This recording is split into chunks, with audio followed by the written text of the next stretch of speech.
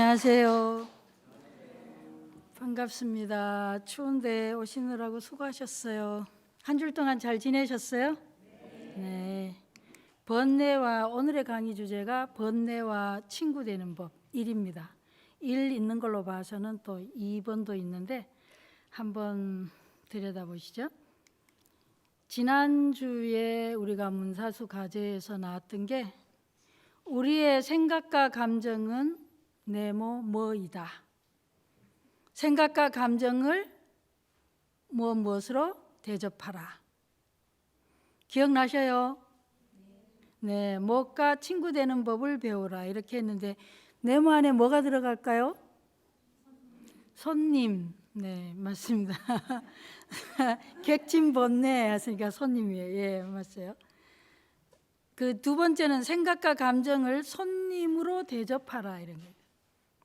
손님과 친구 되는 법을 배우라. 이제 지금 이게 오늘까지 해서 계속 이어지고 있는 부분이에요. 그러니까 이 부분이 그 전오식하고 육식, 요별경식이라는 파트에서 계속 이렇게 우리의 감정 부분이 많이 나오기 때문에 감정을 다루는 그런 실제로 우리가 삶 속에서 직면하는 거는 우리가 느끼는 거는 사실 감정이거든요. 이런저런 감정에 휘말려서 힘들어서 이 부분이 아마 다음 주까지 계속 이어질 거예요.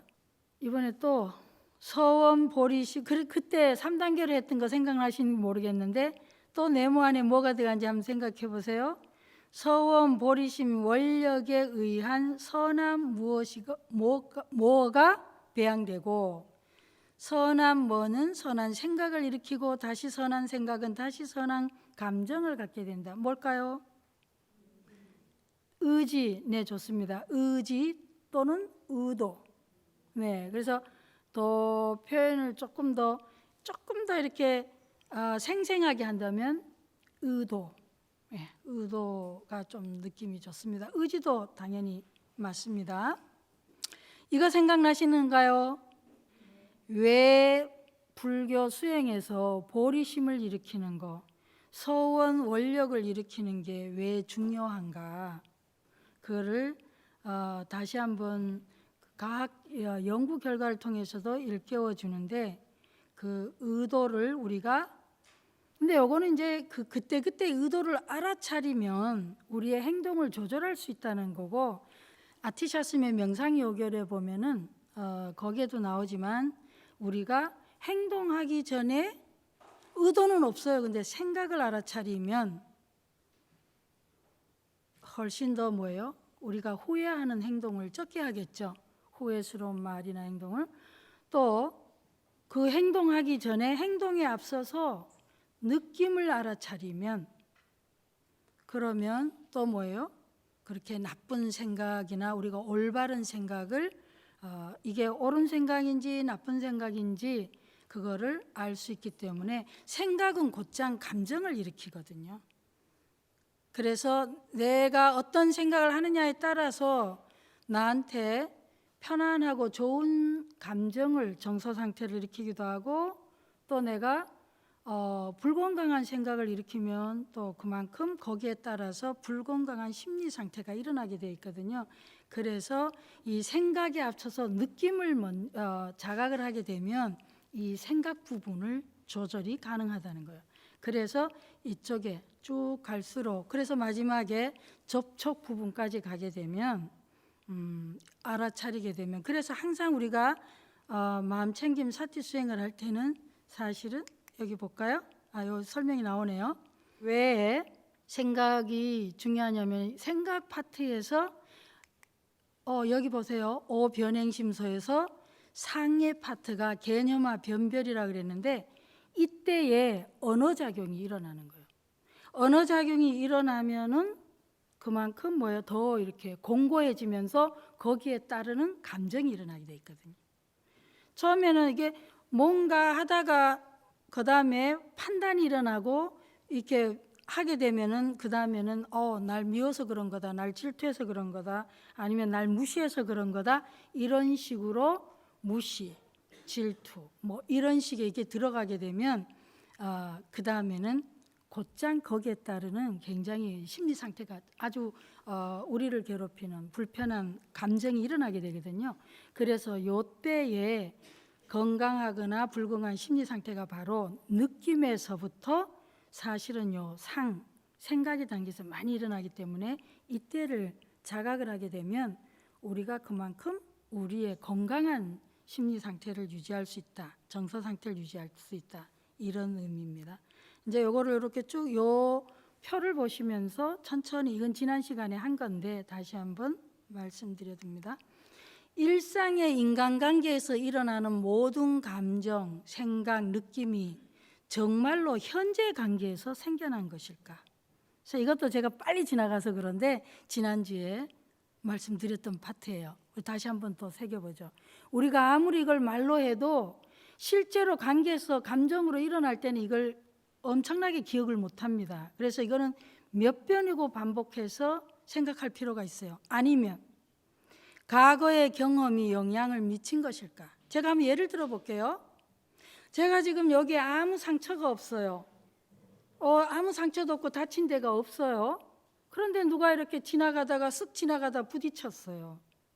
스쳤단 말이에요. 아니면 급해서, 아니면 뭐 지하철에서나 버스에서나 모르고 차가 움직일 때 툭 쳤다. 그럼 어때요? 별로 아프지가 않죠.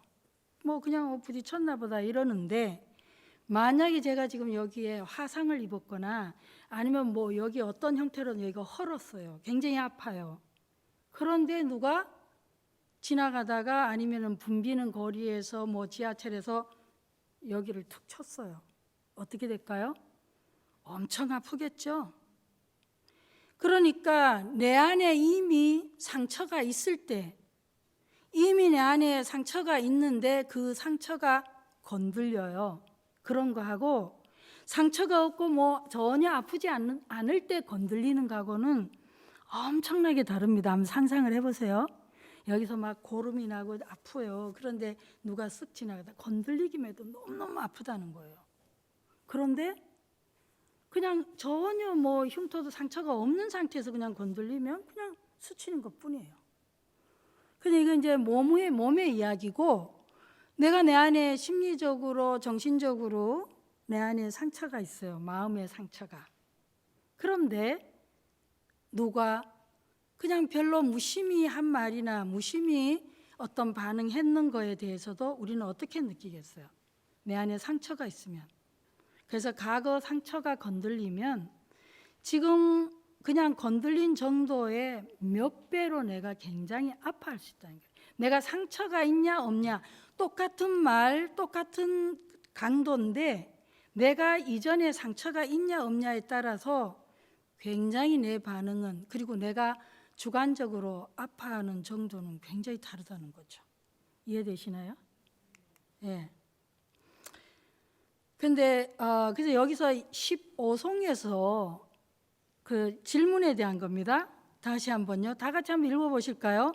일상의 인간관계에서 일어나는 모든 감정, 생각, 느낌이 정말로 현재 관계에서 일어난 것일까? 아니면 과거 경험이 영향을 미칠 것일까? 그러니까 여러분들이 경험하고 있는 친구나 부부나 뭐 자녀나 뭐 직장 동료나 그냥 일반 인간관계에서요. 답이 15송에 나옵니다. 전 5식과 제6의식은 근본식에 의지한다. 이래. 답이에요. 이 뭔 말이냐? 전 5식은 쉬운 말로 하면 지각이에요. 지각과 우리가 보통 보는 그 지각과 제6의식, 이 의식은 근본식, 저장식을 얘기합니다. 아레아식요, 과거 경험에 저장된 거요. 저장식에 의지한다. 그 밑에 다시 설명해 놨습니다. 육식은 과거 경험에 기반해서 작동된다. 그러니까 현재 우리가 경험하고 있는, 우리가 느끼고 우리가 생각하고 이런 것들은 그냥 현재, 순수한 현재가 아니라 과거의 경험이 영향을 미친다는 거예요. 그래서 다시 한번 좀 더 이 부분은 굉장히 중요해요. 우리 일상관계에서. 그렇기 때문에 아주 천천히 나갑니다. 근본식에 의지한다. 과거 경험에 기반해서 작동된다는 것이 무슨 의미인가? 과거의 경험은 현재의 관계, 암, 심리 상태에 영향을 미친다. 그러니까 내가 뭐예요? 때로는 실제 사실보다 굉장히 과잉 반응을 할 수 있고 어떤 장애 행동을 할 수가 있다는 거예요. 그러니까 그걸 자각을 해야 되고 실제로 내가 그 부분을 깊이 있게 다뤄봐야 된다. 그렇지 않으면 굉장히 실제로는 한 3인데 난 30으로 인식할 수도 있고 또 때로는 반대로 30인데 3으로 지각할 수도 있고.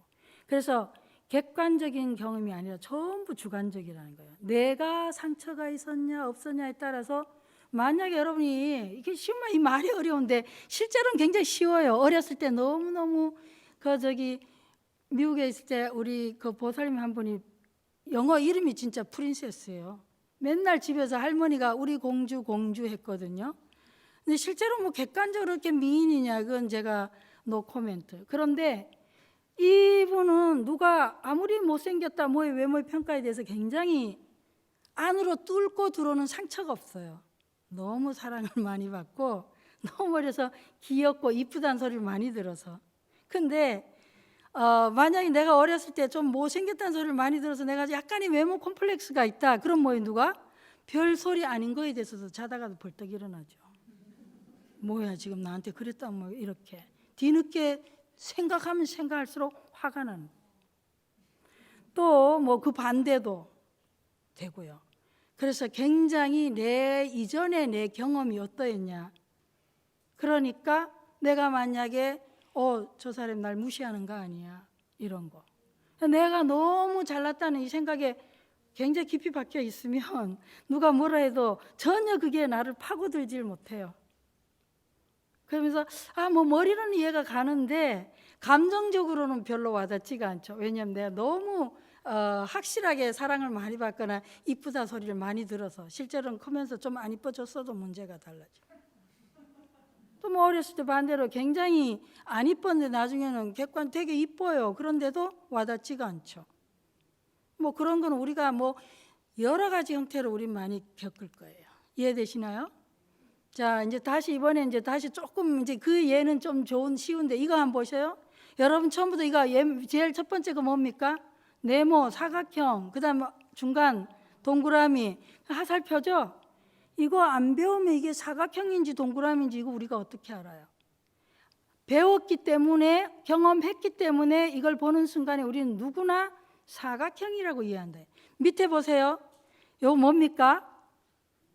웃는 표시죠? 그 옆에 거는요. 땡땡하고 이건 짐작을 하는데 이게 스마일인데 이거는 영어권에서 쓰는 거예요. 제가 처음에 와서 헷갈렸어요. 그 옆에는 조금 더 웃는 것 같이 보이죠, 사람 얼굴. 그래서 제가 가끔 가다가 이메일을 할 때에 미국인 친구 할 때 처음에 언뜻 그냥 급하게 쓸 때 보면 이 왼편에 우리 한국식에 이걸 해요. 그러다가 또 이렇게 한국 친구한테 또 이렇게 스마일 표시를 하고 근데 이해 못하죠. 지금은 거의 헷갈리지 않습니다만 초기에 되게 헷갈렸어요. 근데 우리가 지금 이거 보셔요. 지금 이거는 어때요? 우리는 이걸 안 쓰잖아요. 스마일로. 이거 쓰는 거죠. 그러니까 이걸 하면은 스마일인지 금방 메시지 보낼 때 카톡이나 뭐 할 때 알지만 이거 하면은 뭐지? 이렇게. 근데 미국인 친구한테 제가 이거 하니까 아무 무슨 반응이 없죠. 경험이 없어요. 이게 스마일이라는 경험이. 이거 좀 보세요. 이거 우리 불자들은 이거 합장 알죠? 이건 더블 합장 더더욱이 합장 2배예요. 합장 3배도 나오거든요.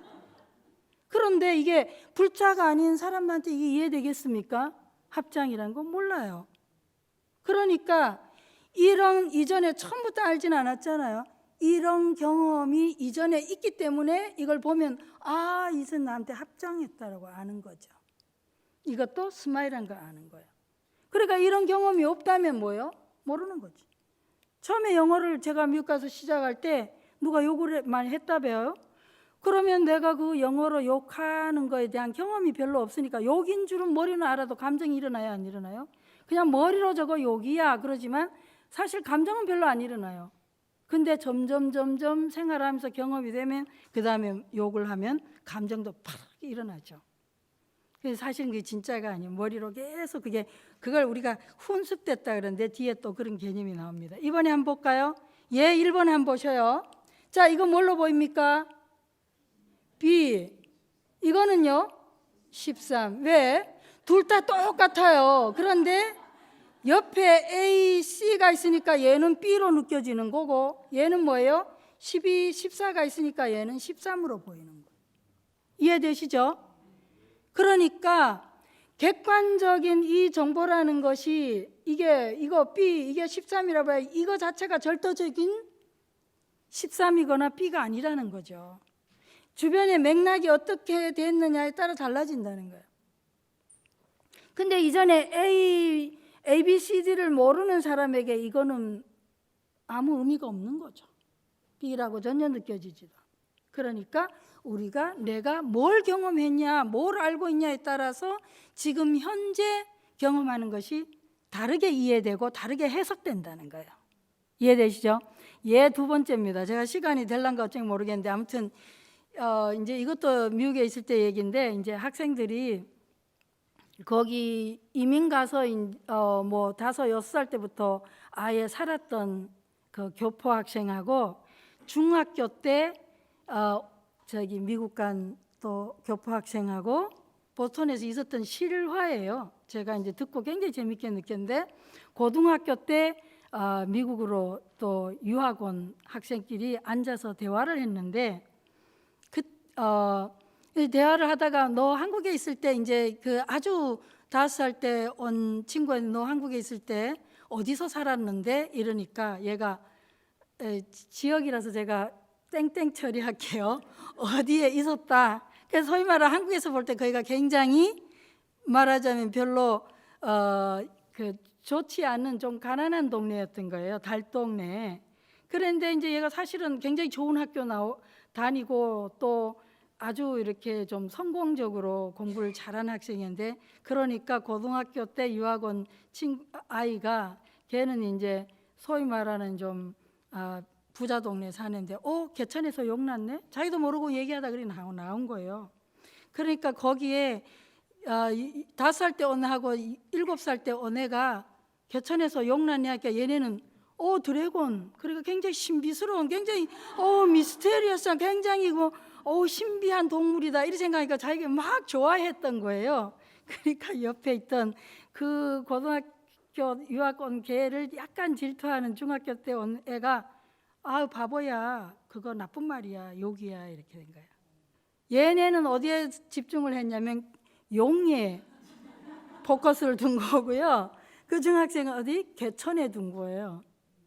그러니까 같은 말 개천에서 용났네 했는데 그걸 우리가 전체적으로 그 맥락 안에서 이해할 수도 있고 만약에 내가 뭔가 걸리는 게 있으면 특별한 단어에 꽂히는 거죠. 개념에.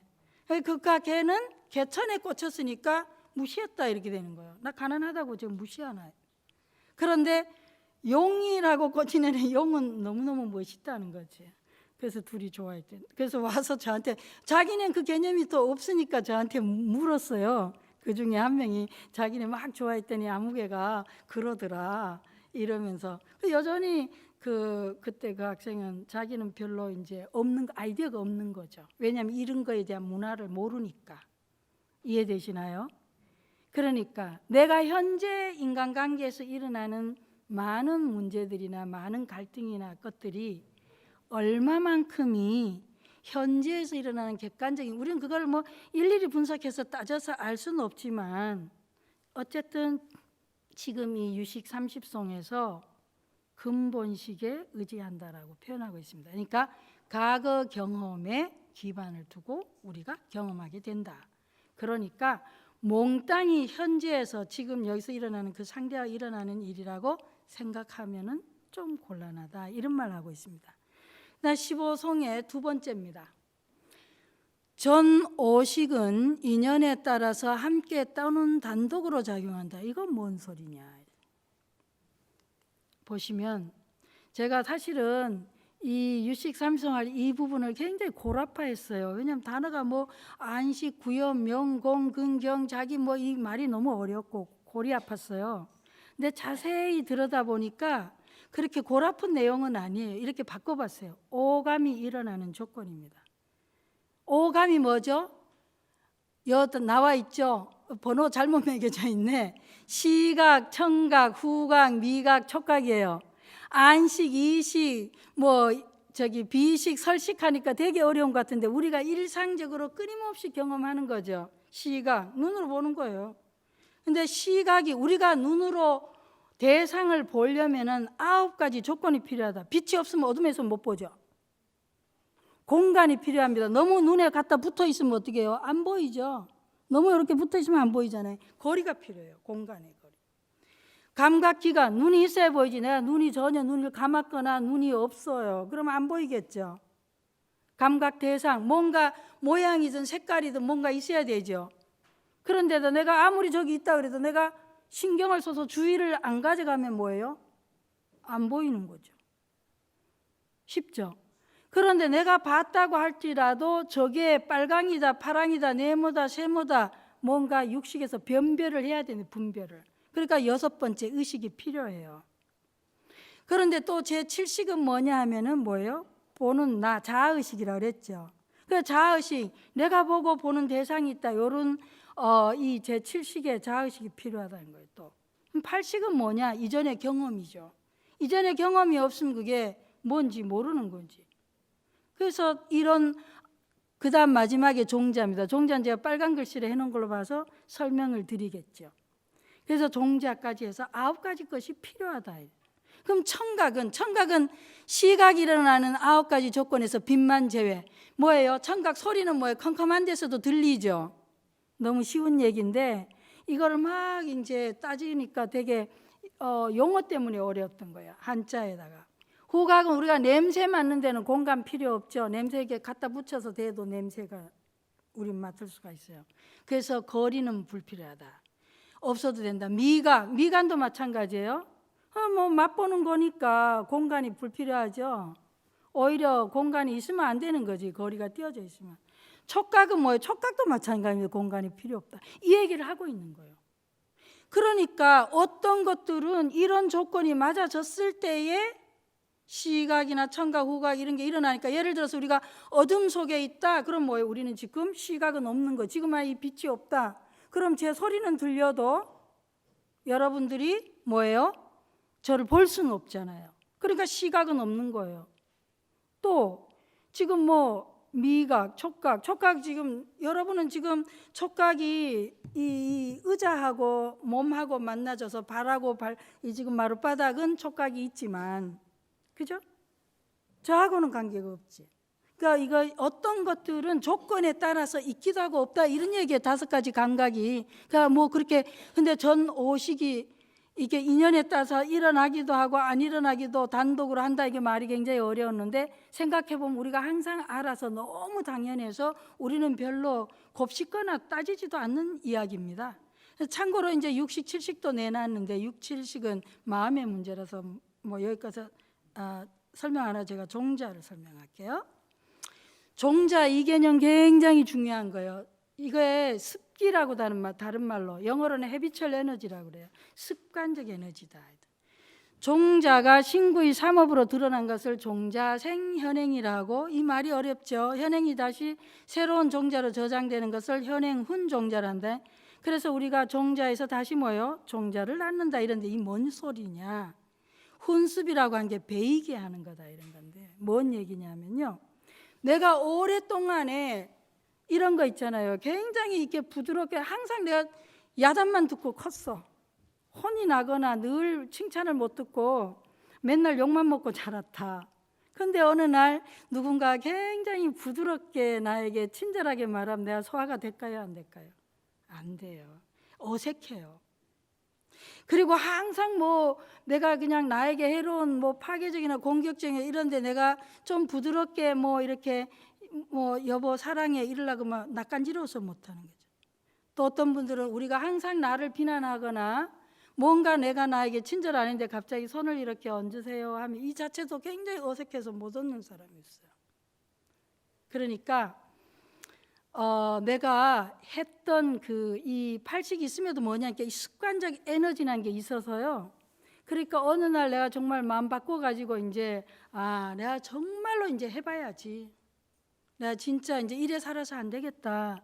내가 죽기 전에도 마음을 바꿔서 친절하게 뭔가 나도 직면하고 뭔가 좀 바꿔봐야겠다. 이럴 때 막상 시작하잖아요. 그런 원력을 세워요. 서원을 세웁니다. 내가 의도를 내요. 근데 막상 딱 하면 어떻죠? 그게 어색하고 나같지가 않고 이상한 거예요. 그래서 맨날 술을 먹었는데 나 이제 진짜 술 안 먹고 한번 내가 제대로 해봐야지. 그러면요, 술을 안 먹고 착실하게 해보니까 이게 내가 좋아. 그럼에도 불구하고 가끔씩 내가 이래도 되나 싶은 거죠. 뭔지 나같지가 않은 거예요. 그래서 오히려 어색해서 돌아가기도 합니다. 그래서 왜 우리가 수행을 할 때에 도반의 중요성을 얘기하냐? 선한 도반, 선우를 왜 강조하냐? 이게 처음에 이걸 습이 들 때까지, 그걸 훈습이라 그래. 배이게 한다. 내 몸에 배어질 때까지는요, 내가 이전에 했던 습관이 있어요. 여러분이 항상 요즘 뭐 침대에 자니까 그런 일 없겠습니다만, 우리 옛날식으로 하자면 늘 아랫목에 자던 사람이 어느 날 온목에서 자게 하루 자면 갑자기 잠이 안 와요. 어색한 거죠. 낯설어요. 그러듯이 우리가 늘 했던 습관이 있어서 그 습관이 종자로 저장된다 이 말이죠. 그러니까 종자가 있어서 내 그 습관적 기운이라고 할까요?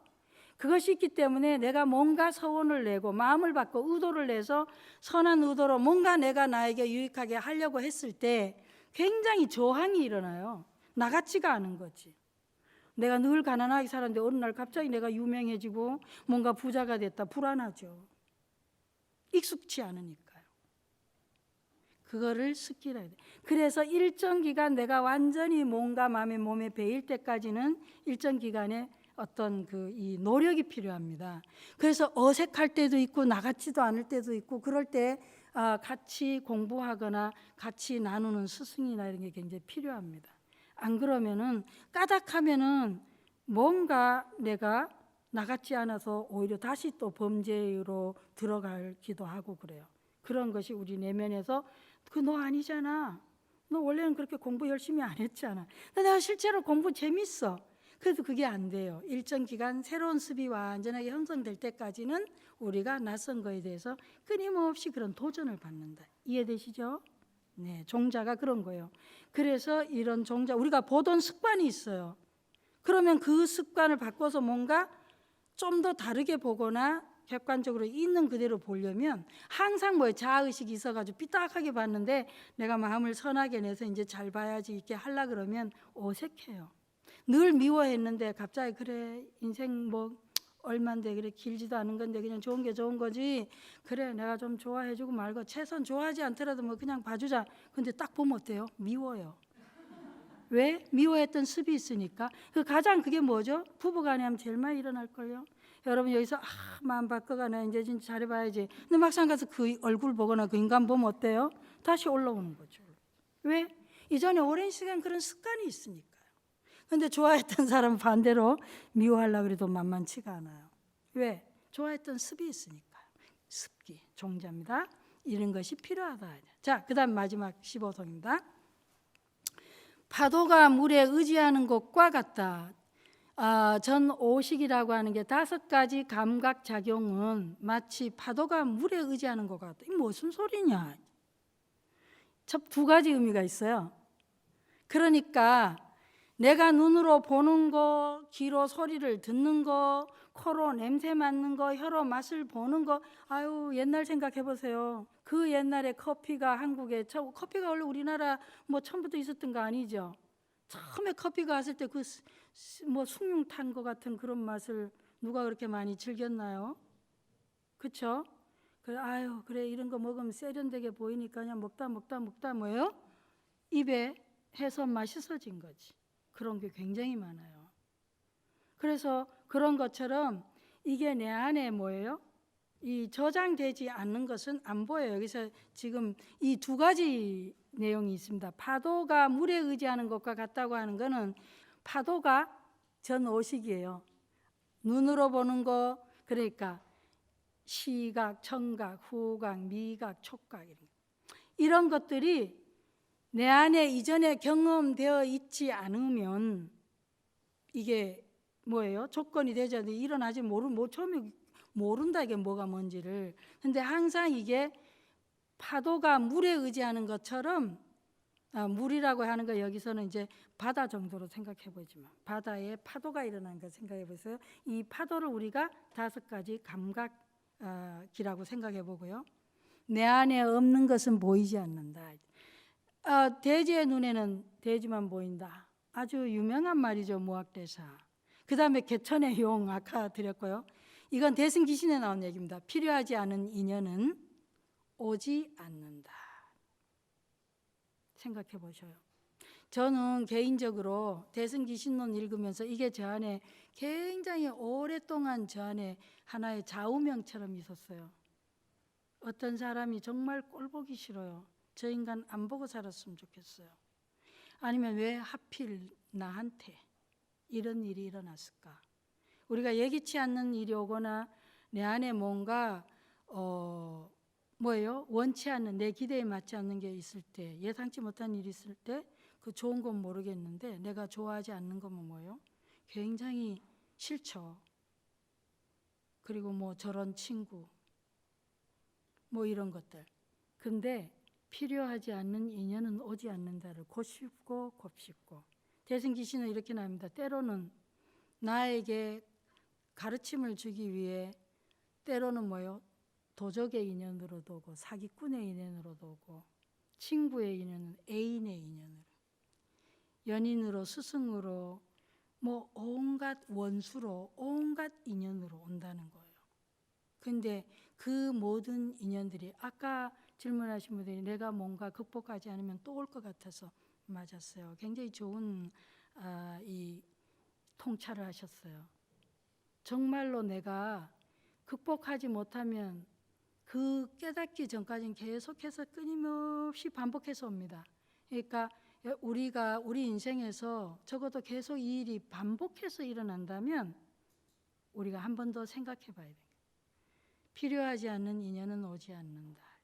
뭔가 내가 겪을 필요가 있어서 겪는다고 생각하면 훨씬 위로가 돼. 이게 자학적인 게 아니라요.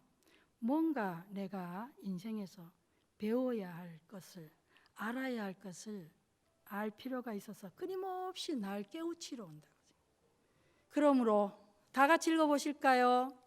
우리의 마음은 아래아시게 바다에 파도가 일어나듯이 순간순간 당면하는 현실적인 조건들에 의해서 끊임없이 무수한 감각들과 그에 따른 좋고 싫음, 사랑과 미움, 우울, 분노로 출렁이고 파도치게 된다. 현실적인 조건들이란 게 뭐냐 하니까 기대, 예상, 요구에 맞지 않을 때.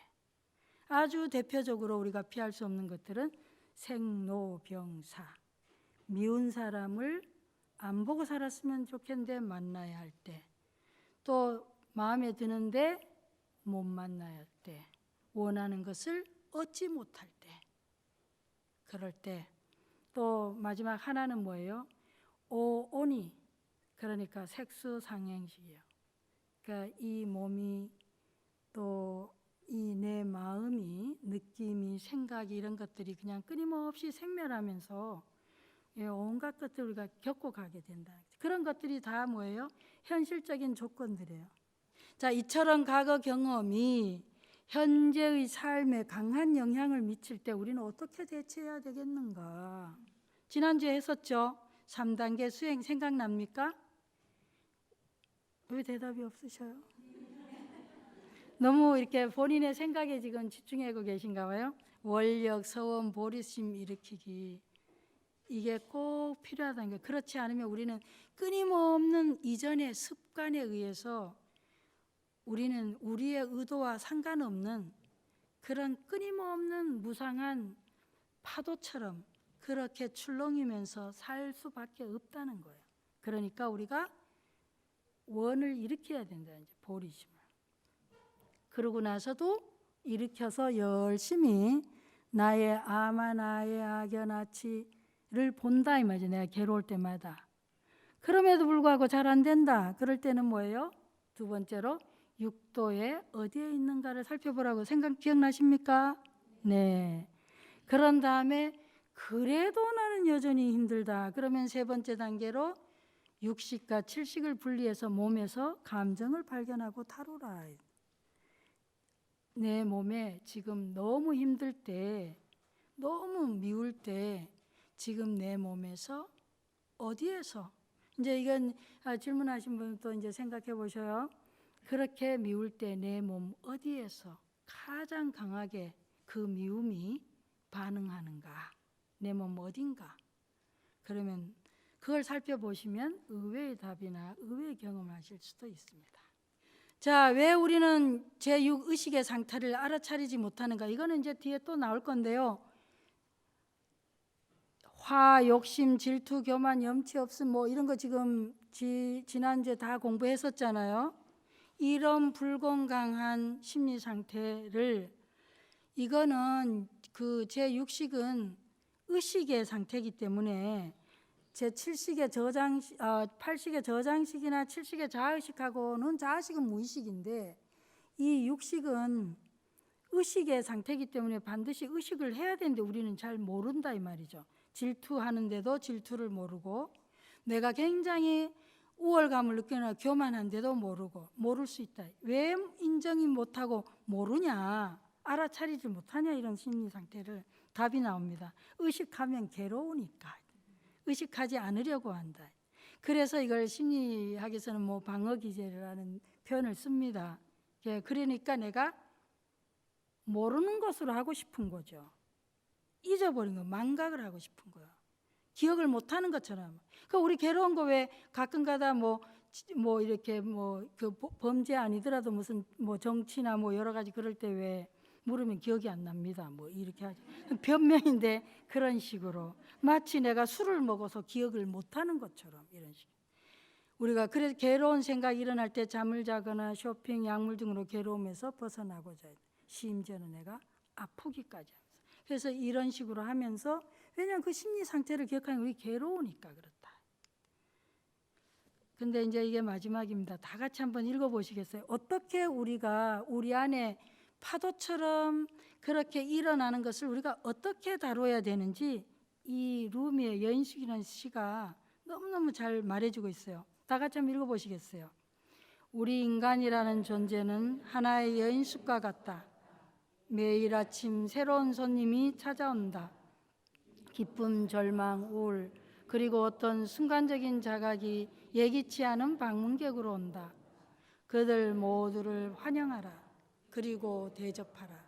심지어 그들이 당신의 집과 가구들을 사정없이 휩쓸어 버리는 슬픔의 군중일지라도 그래도 각각의 손님들을 고결하게 대하라. 어쩌면 그들은 어떤 새로운 기쁨을 위해서 당신의 내면을 정화시켜 주는 것인지도 모른다. 어두운 생각, 수치심, 악의 손님일지라도 그들을 문 앞에서 웃으면서 맞이하라. 그리고 안으로 모셔드려라. 어떤 손님이 오든지 감사하라. 왜냐하면 각각의 손님은 저 너머 초월의 세계로부터 보내진 안내자이기 때문이다. 네, 여기서 여인숙은 우리의 몸이라고 생각하시면 되겠어요. 내 몸을 하나의 여인숙이라고 생각해 보면 이 몸이 있어서 날마다 매 순간 이런 기분 저런 기분, 이런 느낌 저런 느낌이 찾아오는데, 어떨 때는 기분이 아주 좋고 어떨 때는 정말 너무 우울해서 그냥 죽고 싶어지고, 그렇게 수도 없이 그렇게 되는데, 그런데 여기 이제 나머지 쭉 보시면 되겠어요. 근데 그게 우리는 왜 힘든가? 그 이유는 그것을 손님으로 이해하지 못하고, 번뇌, 우리에게 찾아오는 그 번뇌가 손님인 줄 모르고 그 번뇌가 나인 줄 알기 때문이다. 그 번뇌가 나라고 생각하기 때문에 우리가 힘든다는 거예요. 그런데 그 번뇌들은 다 날 찾아온 손님이다. 그래서 나는 손님을 어떻게 대우하는가? 첫 번째 저항이에요. 손님 대우하는데 대문 앞에서 대문 뻥 걷어차면서 꺼져라고 소리를 지르는 거는 뭐예요? 내가 감정에, 날 찾아온 감정의 손님을 휩쓸려서 빠지지 않으려고 무리하게 애쓰고 술을 마시고 약물, 도박 등등 소리 지르는 저항이에요. 그 손님이 싫어서 도망가는 거예요. 근데 그렇지 않고 이제 두 번째 탐색이에요. 마음 공부를 하면서 유식 공부를 하고 나서는 그래, 내 안에 오는 손님을 내가 한번 찾아보자. 우울, 때로는 슬픔, 때로는 불안, 호기심을 가지고 이렇게 마음 챙김하면서 이렇게 손님이 왔을 때 누구지 하고 이렇게 문으로 빼꼼히 내다보는 게 호기심이에요. 탐색하는 게 마음 챙김입니다. 그다음에 조금 더 이제 힘이 생겨서 마음 챙김하면 현관에서 잠깐 기다리라, 인내입니다. 현관에서 기다리게 한다. 근데 내가 조금 더 힘이 생겨, 좀 더 수행하고 좀 더 노력하면 그다음 집 안으로 거실로 들어오라 그래. 안내해요. 그건 허용입니다. 그런 다음에 마지막에는 번뇌와 친구되기예요. 대화하면서 번뇌하고 대화를 하는 거지. 그때 자애와 연민으로 위로를 하는 거예요. 그래서 여기서 제가 말한 건 방아착은 저항 내려놓기라 표현을 했는데 뭐냐니까 내 안에 찾아오는 그 손님을 꺼지라고, 싫다고, 우울이란 손님을, 질투란 손님을, 불안이란 손님을 도망가거나 꺼지라고 하면은 뭐예요? 그거는 더 큰 고통을 겪게 된다. 그래서 이런 공식이 나옵니다. 그러지 않고 그것을 자세히 이런 과정을 보고 들여다보게 되면 우리가 손님과 다음 건에도 또 계속 번뇌와 친구되기 나옵니다. 문사수 과제입니다. 번뇌와 친구되기 어떻게 되는지 이제 여인숙 시를 한번 떠올려 보시고 손님이 왔을 때 내가 어떻게 하나. 반갑지 않는 손님이 나 자신과 친구되게. 번뇌와 내가 친구를 해보면 사실은 내 자신과 친구가 되는 거예요. 내 자신과 친구가 되는 것이 사실은 불성을 취하는 일이다. 어떻게? 지금까지 지난주에서도 쭉 설명드렸던 건데 또 이어서 계속 설명드릴 거예요. 네, 이 정도로 해서 마치겠습니다. 네, 수고하셨습니다.